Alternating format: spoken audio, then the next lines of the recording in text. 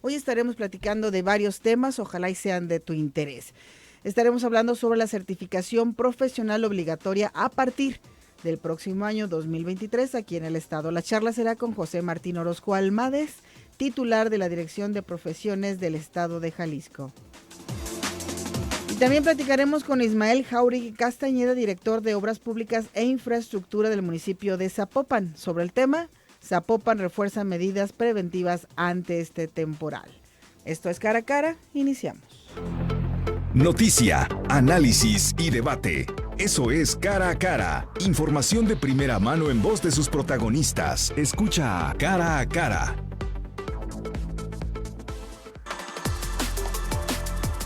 Justo cuando el reloj marca las 9 de la mañana con 6 minutos, estamos iniciando este programa llamado Cara a Cara para ti a través del 91.5 de FM, y también nos puedes seguir en nuestras redes sociales, Facebook, Twitter, Instagram, YouTube y TikTok, solamente escribiendo Zona 3 Noticias. La cercanía es más a través de nuestro WhatsApp 33 18 80 76 41. Mi nombre es Laura Mora y presento a todo el equipo que permite, que nos hace posible que tú y yo estemos conectados en este momento por las diferentes maneras actuales. Y empezamos por los controles técnicos. Omar Machain se encuentra hoy en la consola. También saludamos a Rocío González Araoz, la encargada de redes sociales por las mañanas, Dulce Rodríguez Moreno, la voz de Canal Continental de Noticias, y aquí haciéndome compañía, Laura Martínez Gamiño. Comenzamos. Cara a Cara, en contexto. Vámonos, porque este fin de semana estuvo movido, tocaya Laura Martínez Gamiño, buen día. Buenos días a todos y a todas, así es, tocaya, y sobre todo en temas de seguridad, en temas de salud, se dieron avisos importantes y notificaciones importantes. El primero de ellos pues tiene que ver con estos casos sospechosos de hepatitis infantil.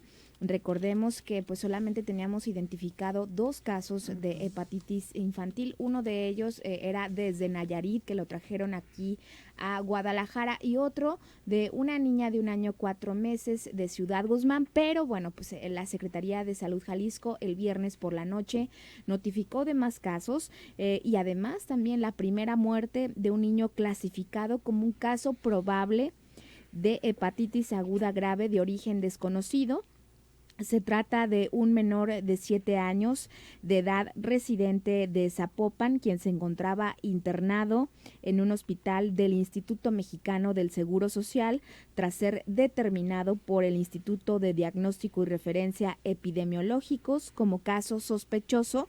También, bueno, pues esperan los resultados del grupo de expertos del instituto para afirmar o descartar que se trató de un caso por esta enfermedad, también conocida como hepatitis infantil. También pues actualmente se analiza un nuevo caso sospechoso de hepatitis aguda grave, con lo cual pues suman ya 6 casos de menores de edad ahora en Jalisco, ya incluyendo a este paciente que falleció, este niño de 7 años que pues era del municipio de Zapopan, y que, a ver, hay que ser bien claros, todos son casos sospechosos de hepatitis aguda infantil. ¿Por qué? Porque lo primero que se hacen es que les hacen exámenes de hepatitis A, de hepatitis B, C, y cuando se descartan todas estas hepatitis es cuando ya comienzan a pensar que es un caso sospechoso de hepatitis desconocida, que también se le conoce como hepatitis infantil. Estos resultados se mandan al INDRE, a la Ciudad de México, para descartar o para confirmar. Entonces, por lo pronto, todos son casos sospechosos de hepatitis aguda grave, y pues hay que seguir al pendiente. Recordábamos, tocaya, que las diferentes entrevistas que hemos tenido aquí en Cara a Cara indican que lo más importante es tener salubridad en los alimentos, seguir usando el lavado de manos, y el cubrebocas también es importante.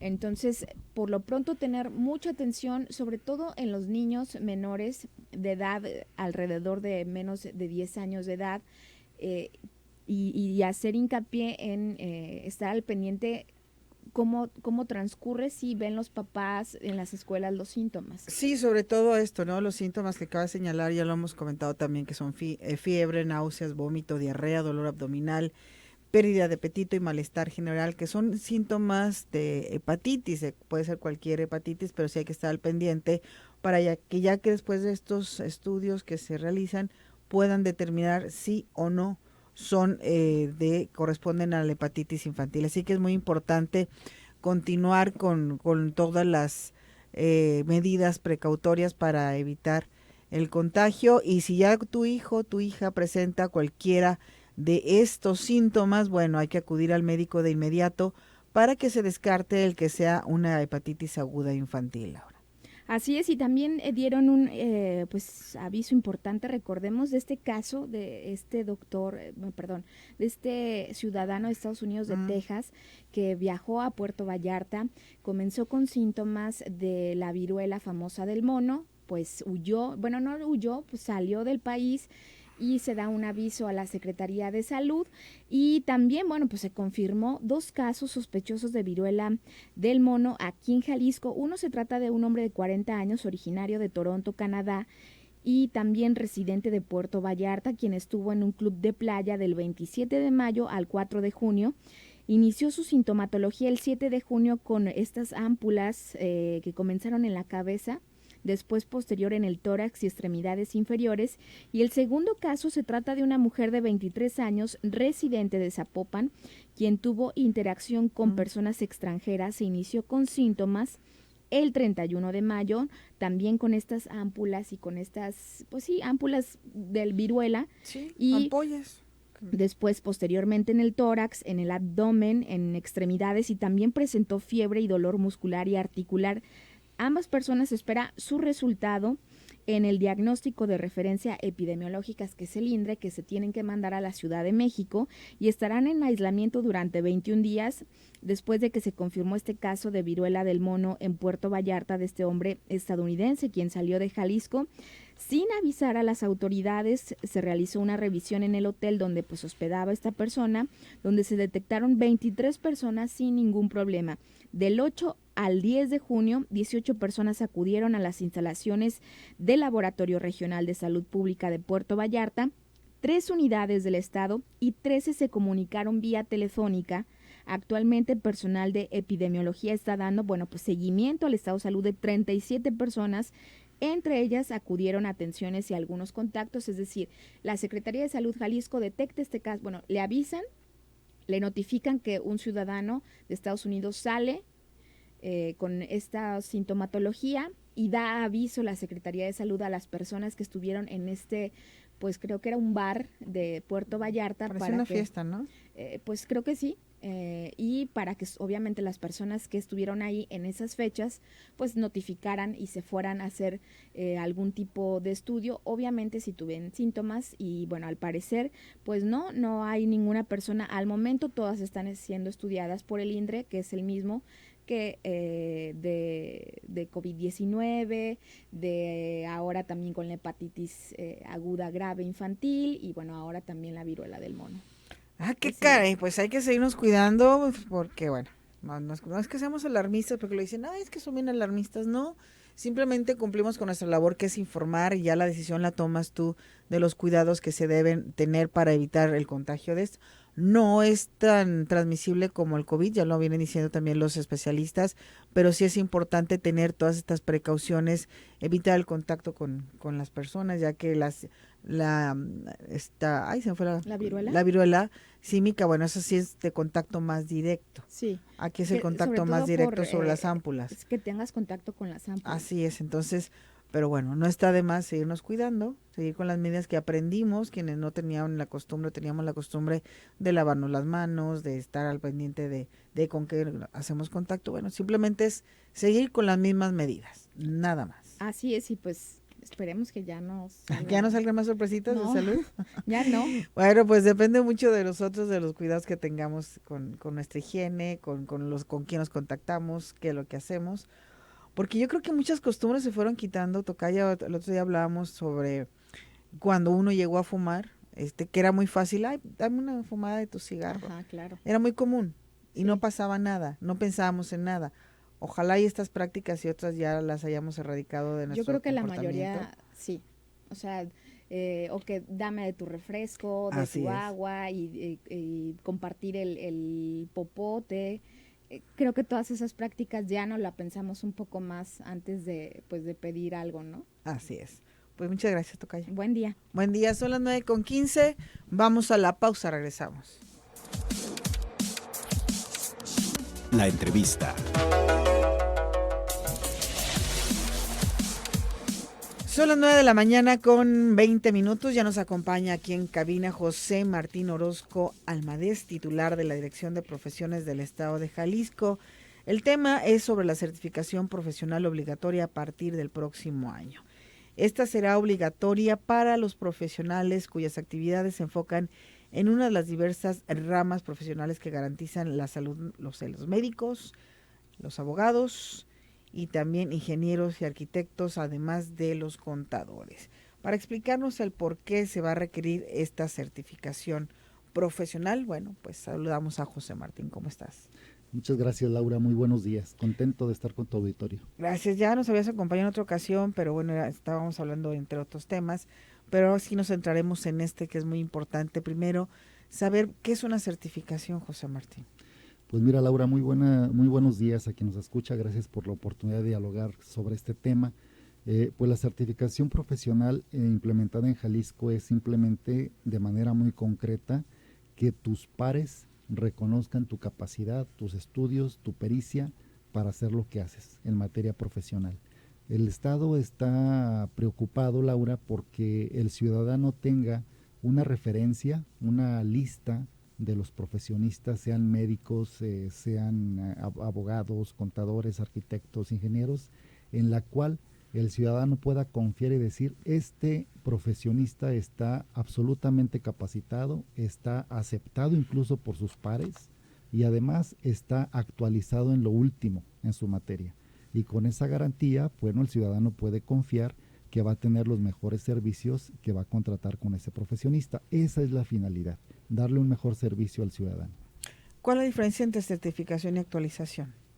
Pues la certificación es ya la obtención de un documento que te avala como alguien capacitado, alguien actualizado, es decir, que estás al día en el último conocimiento, en la última tecnología, de acuerdo a las exigencias de tu rama profesional.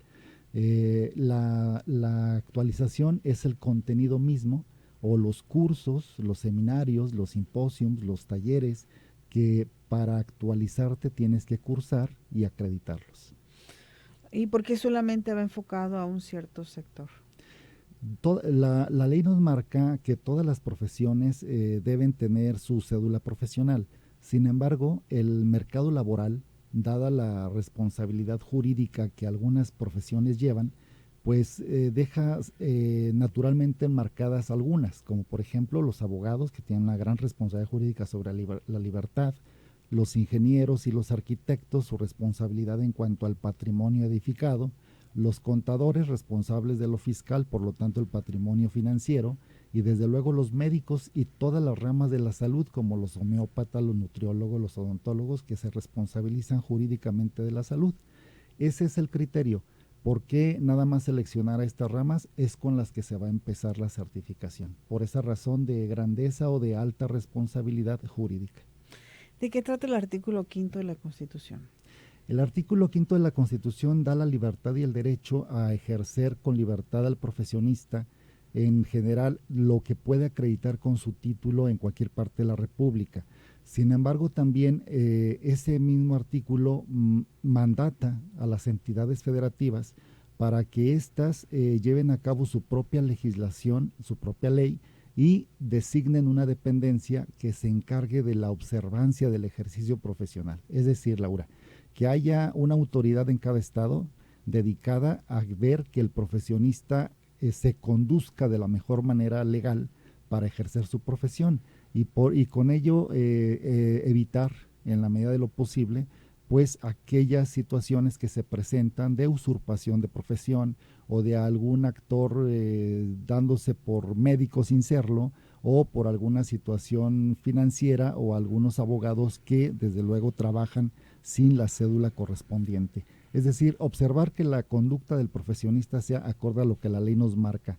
El quinto constitucional, nosotros en Jalisco, a diferencia de muchos otros estados de la República, lo hemos acatado al 100%, teniendo nuestra ley estatal para el ejercicio profesional y desde luego una dirección de profesiones que está dentro de la Secretaría General de Gobierno. ¿Quién va a dar la certificación?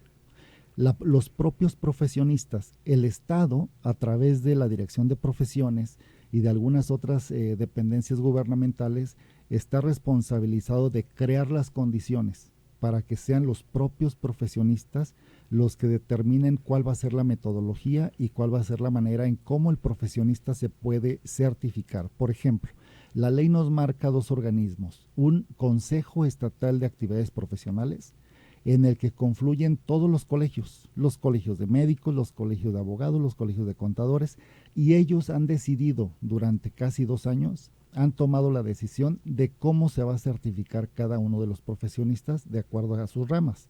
Y luego existe otro organismo que es la Comisión Interinstitucional, también integrada por colegios de profesionistas, pero también participan las universidades. Entonces serán estos los que determinen cómo se va a certificar un profesionista, de qué manera y bajo qué metodología. El Estado como organismo organizador o como quien organiza y crea o genera las condiciones, solo es esa su función. Entonces, tanto colegios como universidades ya están de acuerdo en llevar a cabo esta certificación. Sí, es correcto. Es una ley, Laura, que viene se publicó en enero de 2016 y han participado universidades públicas, principalmente la Universidad de Guadalajara y algunas universidades privadas. Así es de que el diálogo y el constante trabajo entre colegios de profesionistas y universidades públicas y privadas ha sido continuo durante los últimos 3 años. Así es. Y bueno, el acercamiento que han tenido con las universidades que me acabas de comentar, ¿cómo ha sido?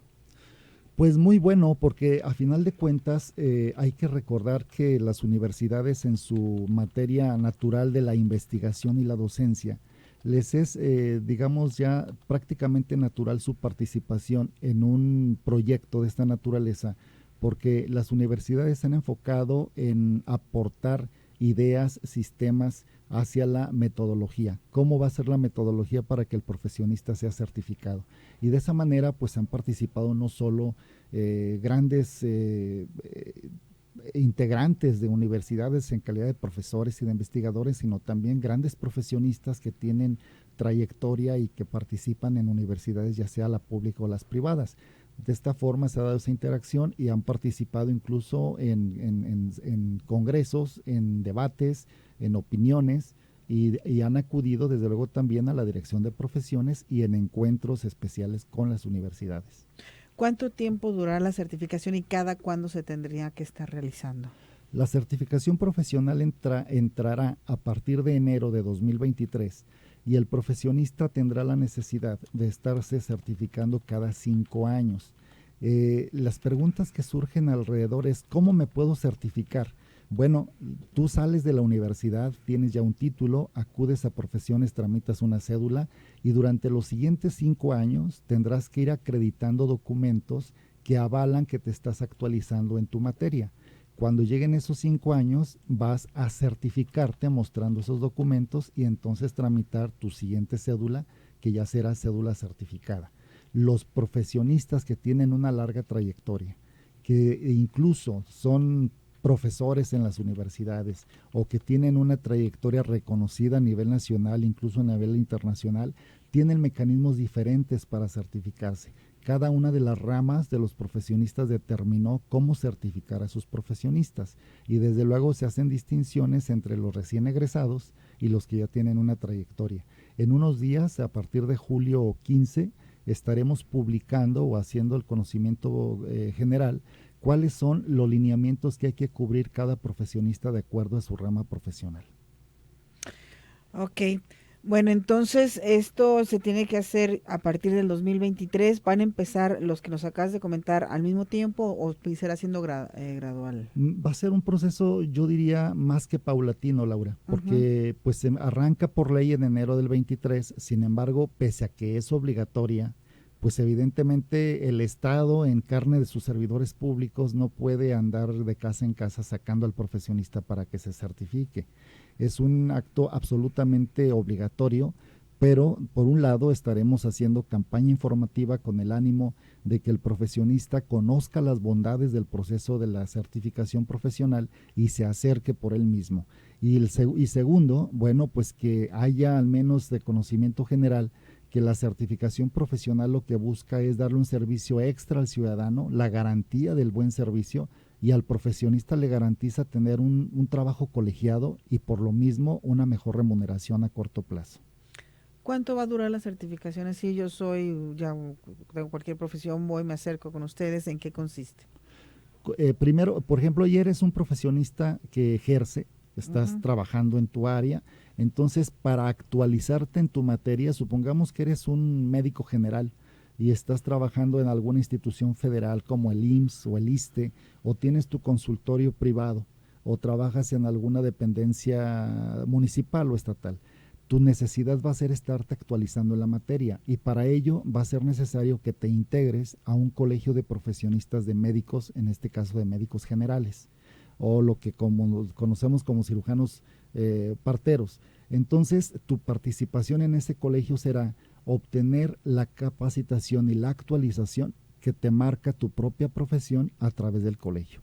Es decir, supongamos que los médicos generales determinaron que un médico tendrá que certificarse cubriendo la asistencia a un congreso nacional, a un congreso internacional, con participación en el sector público, con alguna intervención en algún proyecto corporativo o en algún macro proyecto de salud pública en el país. Ellos determinaron cuáles son las variables. Entonces el médico aspirante a certificarse ingresa a un colegio de médicos, a un colegio de profesionistas de médicos, y ahí tendrá el programa completo por el cual tendrá que cursar para poderse certificar. Esto lo que provoca no solo es la actualización del médico, sino la vida colegiada intensa de intercambio entre los colegios de profesionistas y los médicos, en este caso particular, que están ejerciendo en nuestro estado. O sea que será diferente la forma de certificarse para cada uno. Es correcto. No será la misma manera para un médico que para un abogado, para empezar por los contenidos. Segundo, por las variables que cada una de las ramas seleccionó. Y tercero, porque, por ejemplo, en este caso que comparamos entre el abogado y el médico tiene una cultura de certificación constante. Lo hace incluso al interior de sus colegios, o lo hace incluso buscando certificaciones nacionales o internacionales. Entonces, una de las variables de los médicos, por ejemplo, es que consideraron que si eres un médico que tiene una certificación internacional o una certificación nacional, no sustituye a la estatal, pero tiene un gran número de puntos o de acreditación por tener ya una certificación. El abogado, en cambio, no cuenta en su mayoría, al menos en términos generales, los colegios de profesionistas de abogados no cuentan hacia el interior con una certificación. Tampoco son muy dados a certificarse ni en lo nacional ni en lo internacional. Entonces es una variable que para ellos no es práctica, y piensan mejor en otras más accesibles. Tenemos que hacer una pausa, pero regresamos para seguir platicando sobre este tema. Regresamos.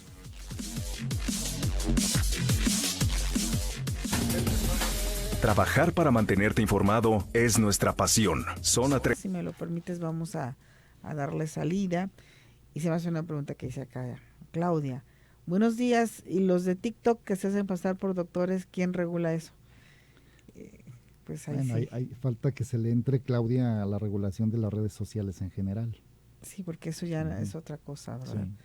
Porque sí es cierto, mucha gente se hace, no sabemos si realmente sean médicos o no, pero se atreven a dar información sobre cosas de salud, y aquí la cuestión es que uno, como usuario de estas redes sociales, se las creen. Más bien hay que investigar, hay que consultar a médicos que nosotros tengamos la certeza que lo son, para ver si esta información que se da en estas redes es verídica.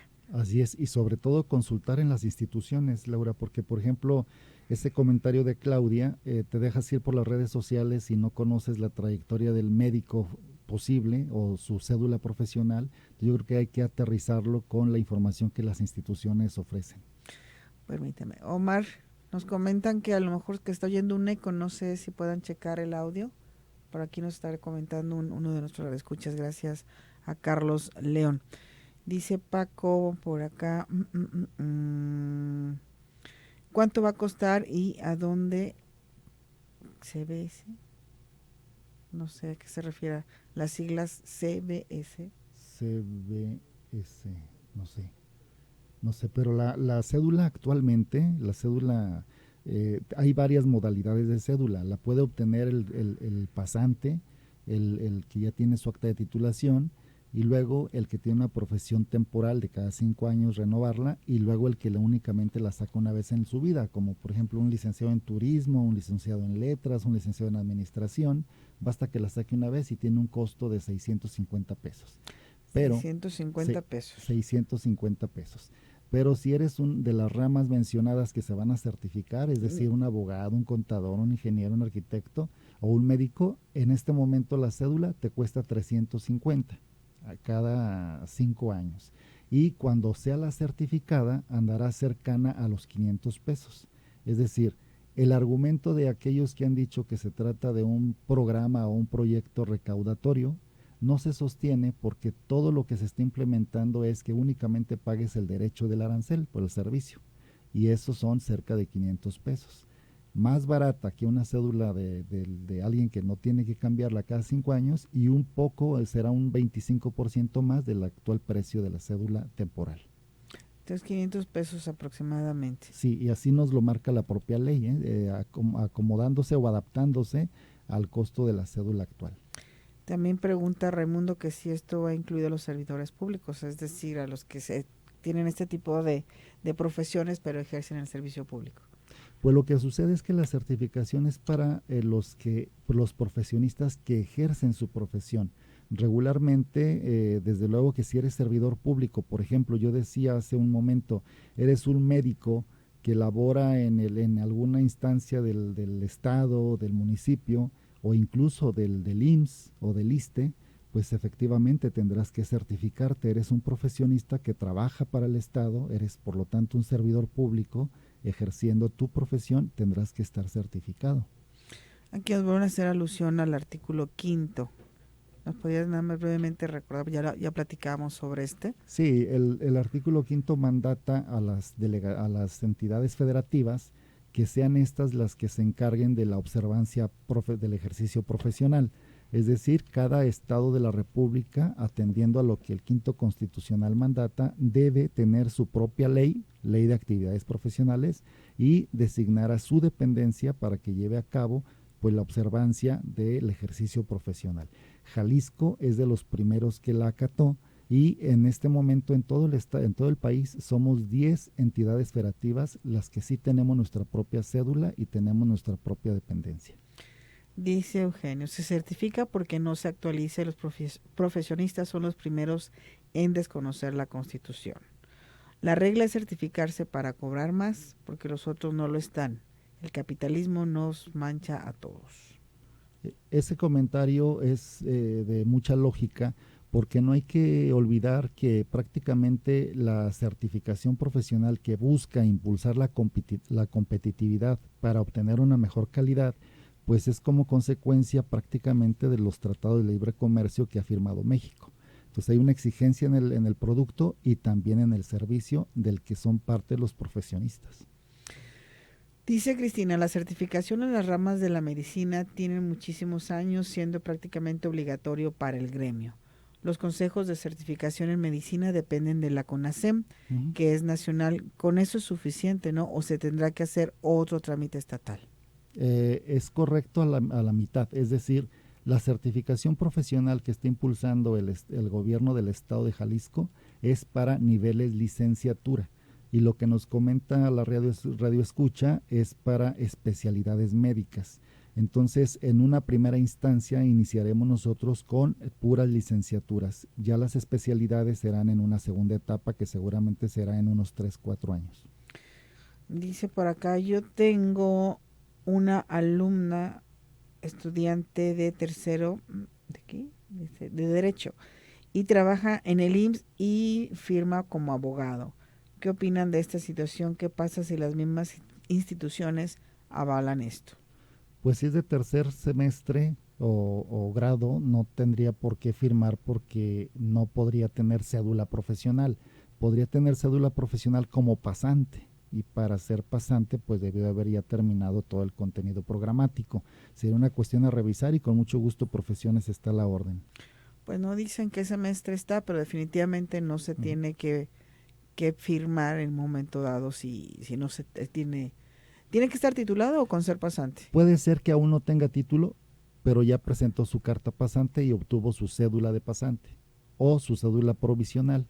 Si tienes la carta pasante y tu servicio social liberado, se te otorga una cédula de pasantía por 6 meses. Puedes prorrogarla.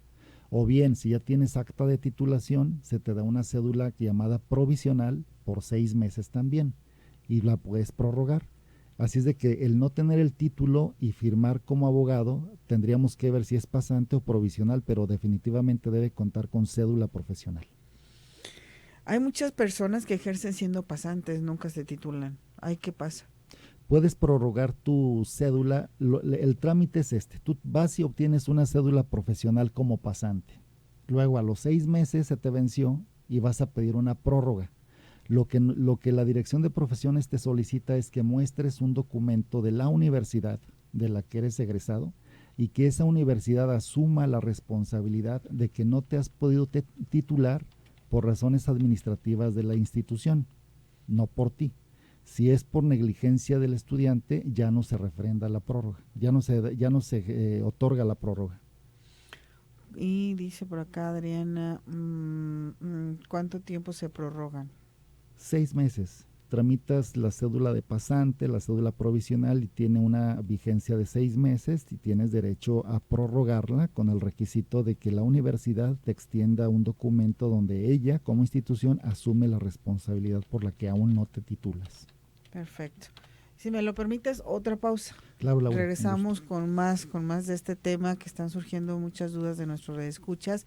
Te recuerdo que estamos platicando con José Martín Orozco Almadés, titular de la Dirección de Profesiones del Estado de Jalisco, sobre la certificación profesional obligatoria a partir del 2023. Esto es Cara a Cara.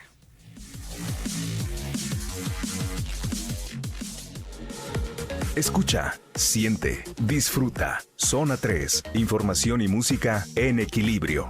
91. Con tu universidad, o bien para que te titules hay varios programas que te contemplan la experiencia laboral como una modalidad de titulación, pero sería la más fácil acercarte a tu universidad que te facilite esa vía.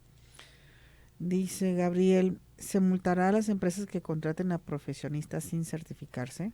Pues más que multar, primero empezaremos con una campaña amplia de convencimiento para que el profesionista se certifique, y luego en el sector público pues desde luego se exigirá que el profesionista contratado sea certificado, y invitaremos de manera paulatina, como debe ser, bajo el convencimiento, para que el sector privado haga lo propio. Rebeca dice, Laura, para solicitar la cédula piden la e-firma y está súper difícil que Hacienda dé citas porque no facilitan esto. Mi hijo no ha podido sacar su cédula. Seguramente se refiere al trámite de la cédula federal, pero no la estatal, no es el caso. Dice, me imagino que es doctora en ciencias, soy doctora en ciencias computacionales. El SNI es el órgano que nos reconoce como certificaciones. ¿También se ocupará esta certificación en Jalisco? Sí. También ofrezco servicios profesionales. Sí, esa certificación que tienes, desde luego se va a considerar y crecer la acreditación posible dentro de tu certificación estatal. 1794, hola, buen día. Yo tengo mi cédula profesional federal, soy abogado, ¿tendré que tener la cédula estatal para poder ejercer? La requieres, la federal, aunque suene fuerte, la federal no sirve en Jalisco. Tenemos una cédula estatal como mandata el 5º constitucional, tú como abogado lo debes saber mejor. Y además, en tu cédula federal dice, en las letras chiquitas que también hay que leer, que esa cédula solamente es para ejercer en la Ciudad de México. Están pidiendo tu correo, ya ves que la vez anterior estuvimos también hablando un poco al respecto que nos visitaste. Sí. Y bueno, si me lo puedes Sí, proporcionar para escribírselo de una vez, porque luego se me olvida. Con mucho gusto, es martin.almades, con Z, Almades, @jalisco.gov.mx. .mx. Ya no lo borres, Gerardo, Ya se lo escribí directamente en su WhatsApp. Dice, ay, ya se me cambió por acá. Dice por acá, buen día, ¿es forzoso que certifique un colegio? No, habrá incluso colegios que no podrán certificar o que no podrán participar en la certificación profesional porque como primera pauta tendrán que estar actualizados ante la Dirección de Profesiones y hay colegios que no se han actualizado.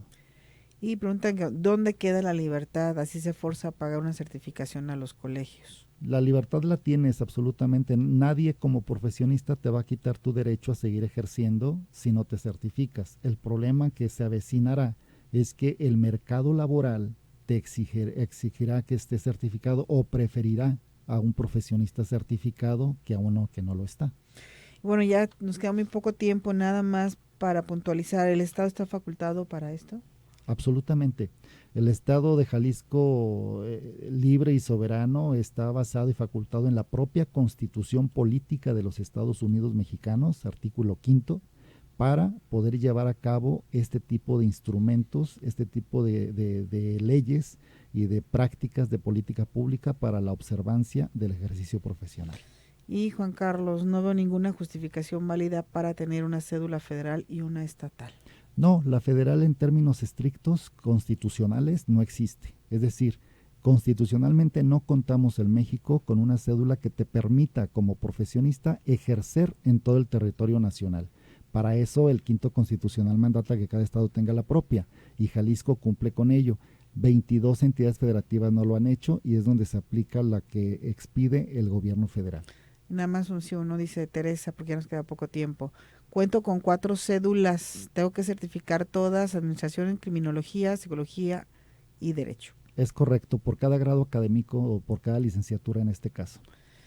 Pues nos vamos, nos quedaron algunas preguntas, pero luego ya no alcanzamos a contestarlas. Muchísimas gracias a José Martín Orozco Almades, titular de la Dirección de Profesiones del Estado de Jalisco, por estar con nosotros aclarando todas estas dudas. Muchas gracias, Laura, por tu apertura y disposición. ¿Dónde pueden encontrar más información? Página, teléfonos. En el correo electrónico de un servidor damos toda la información. Yo les sugiero que sea por correo, nos es más práctica la respuesta y más amplia. A las personas que no les alcanzaras a contestar, ¿les puedo pasar tu correo? Sí, claro que sí, con mucho gusto. Perfecto, nos vamos. Gracias, se quedan con Omar Machain y Zona de Conexión. Gracias a todos ustedes. Vámonos, fue hoy cara a cara del lunes ya. Iniciamos.